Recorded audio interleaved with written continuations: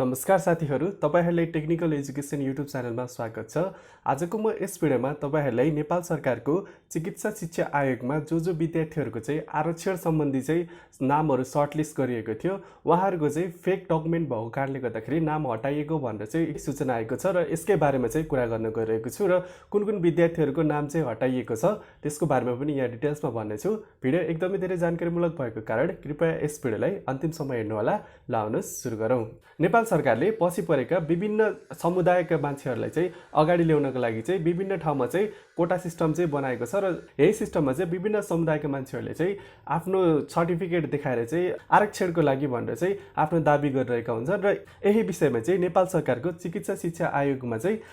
विद्यार्थीहरुले चाहिँ आफ्नो आरक्षणको लागि भनेर चाहिँ डकुमेन्ट्सहरु पेश गरेका थिए र सो डकुमेन्ट्सहरु चाहिँ फेक भएको कारणले गर्दाखेरि केही विद्यार्थीहरुको नाम चाहिँ आरक्षण तर्फको योग्यता क्रमबाट चाहिँ हटाइएको भनेर चाहिँ सूचना आएको छ र यहाँ तपाईहरुले देख्न पनि सक्नुहुन्छ नेपाल सरकार शिक्षा आयोग यो चाहिँ मिति 2078 5 महिना 13 गते आजै आएको सूचना रहेको छ र यहाँ चाहिँ भनिएको छ आरक्षण तर्फको योग्यता क्रमको सूचीबाट हटाइएको सम्बन्धी सूचना भनेर चाहिँ रहेको छ र यसमा चाहिँ यहाँ चाहिँ भनिएको छ मिति 2078 5 महिना 13 गतेमा बसेको कार्यकारी समितिको बैठकबाट चिकित्सा शिक्षा तर्फ स्नातक तहको मिति 2078 4 महिना 9 गतेदेखि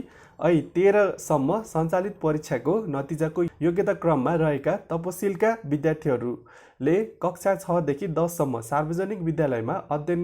गरेको प्रमाण पेश गरी 45% छात्रवृत्तिको योग्यता क्रममा रहेका तर निजहरू उप सत्य कागजात पेश नगरेको भनी उजुरी परेको कारणबाट छानबिन प्रतिवेदन समेतका आधारमा निजहरूले पेश गरेको कागज सही सत्य भन्ने प्रमाणित हुन नसकेकाले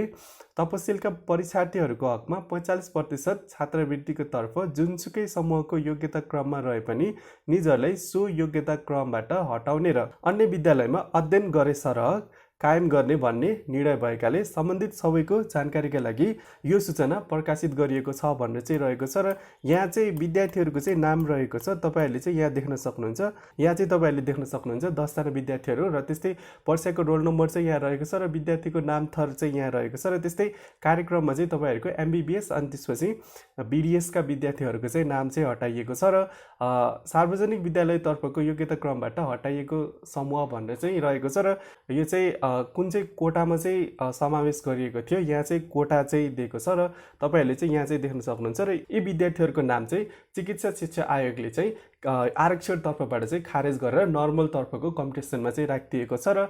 यसरी चाहिँ फेक डकुमेन्ट्स परेर गएको भनेर चाहिँ उजुरी परेपछि अनुसन्धान गर्दाखेरि फेक डकुमेन्ट्स भएको कारणले गर्दाखेरि यी विद्यार्थीहरूको चाहिँ MBBS अनि BDS मा चाहिँ जसको चाहिँ आरक्षणमा चाहिँ नाम सर्टलिस्ट भएको थियो उहाँहरूको चाहिँ आरक्षणबाट चाहिँ सर्टलिस्ट गरेको नामहरू चाहिँ हटाएर यी विद्यार्थीहरूको चाहिँ नर्मल विद्यार्थीहरूको जस्तो गरेर नामहरू सर्टलिस्ट गरिएको भनेर चाहिँ खबर आएको छ र यदि तपाईहरु पनि आरक्षणमा चाहिँ आफ्नो फर्म भर्दै हुनुहुन्छ भने तपाईहरुले आफ्नो डकुमेन्ट्स राख्दाखेरि चाहिँ आफ्नो सक्कली डकुमेन्ट्स राखेर